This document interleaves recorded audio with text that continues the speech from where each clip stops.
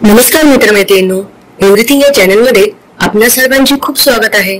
मित्रमैत्रिणींनो, आज नवदुर्गांमधला 8वा दिवस। नवदुर्गेचे 8वे रूप म्हणजे महागौरी। आज आपण महागौरी या देवीबद्दल माहिती पाहणार आहोत।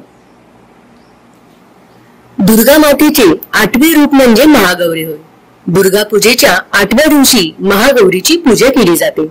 महागौरीची पूजा केल्याने सर्व पापे धुवून जातात।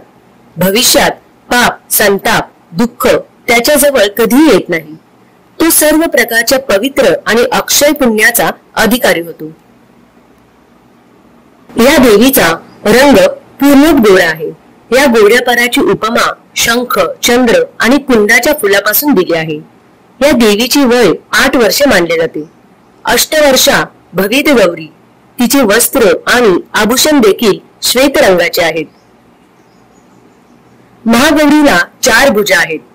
वृषभ तिचे वाहन आहे। तिच्यावरील उजव्या हातात अभय मुद्रा आणि खालील उजव्या हातामध्ये त्रिशूळ आहे।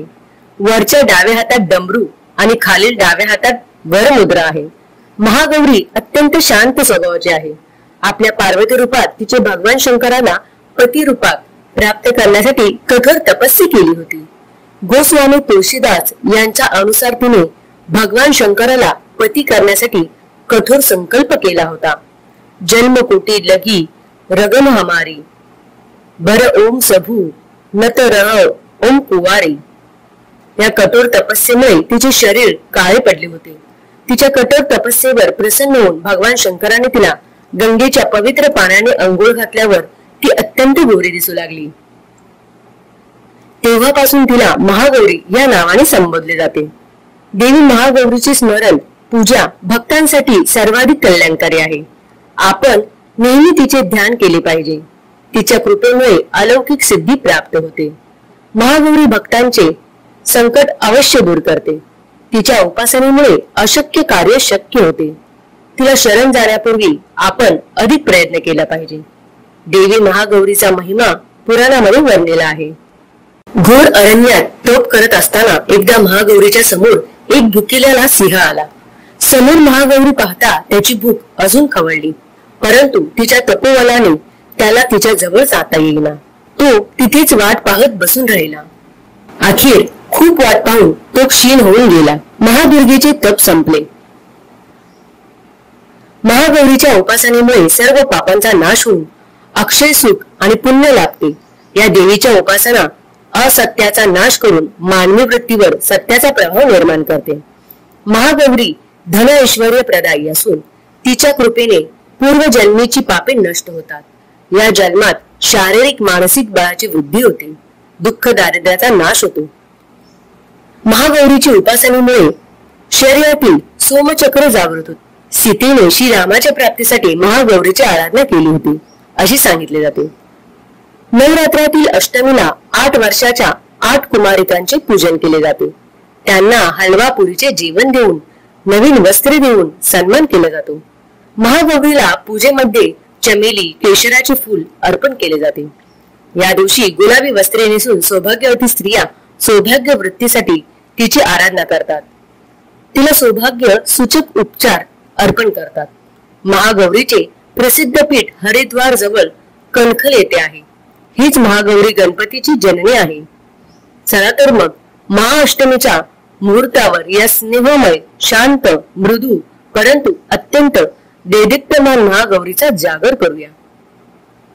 माहेश्वरी वृषारूढा कौमारी शिखिवाहना श्वेतरूपधरा देवी ईश्वरी वृषवाहना। कथा देवी पार्वतीच्या रूपात महागौरीने भगवान शिवाला तिचा पती म्हणून प्राप्त करण्यासाठी कठोर तपस्या केली।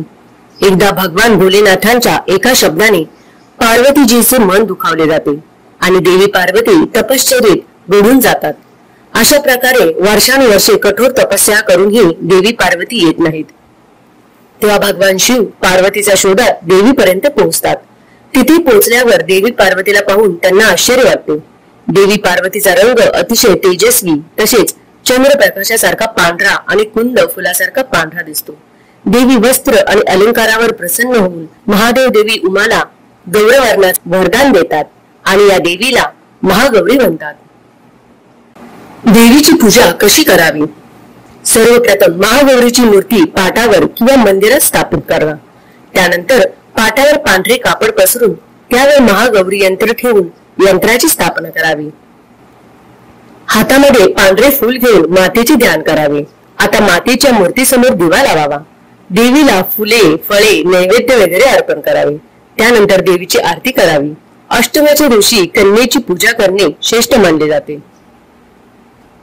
या दिवशी अन्नकूट म्हणजे कन्या पूजनेचीही परंपरा आहे. काही लोक नवमीच्या दिवशी कन्या पूजा देखील करतात, परंतु अष्टमीच्या दिवशी कन्या पूजा करणे चांगले. या पूजेत 9 मुलींना अन्नदान केले जाते. जर 9 मुली उपलब्ध नसतील तर 2 सुद्धा मुलींना अन्नदान केले तरी चालेल. भोजन दिल्यानंतर मुलींना दक्षिणा द्यावी. अशा प्रकारे महामाया भगवती आपल्या मनोकामना आनंदाने पूर्ण करते. महागौरीचा रंग अतिशय गोरा, तिला 4 हात आहेत आणि आई बैलावर विराजमान आहे. देवी आईचा स्वभाव शांत आहे. तर मित्रमैत्रिणींनो, अशा प्रकारे ही माहिती महागौरी देवीबद्दल आहे. तर मित्रमैत्रिणींनो, देवी पार्वती महादेवांवर नाराज होऊन लांब जाऊन तपस्येसाठी बसल्या होत्या. तेव्हा महादेव शंकरांनी त्यांना शोधून काढले. तर मित्रांनो, ही माहिती तुम्हाला कशी वाटली ही मला कमेंट करून नक्की कळवा. आणि जर हा तुम्हाला व्हिडिओ आवडला असेल तर जास्तीत जास्त लाईक आणि शेअर करा. आणि अशीच विविध प्रकारचे व्हिडिओ पाहण्यासाठी आमच्या चॅनलला लाईक आणि सबस्क्राईब करा आणि बेल आयकॉनला प्रेस करा. धन्यवाद.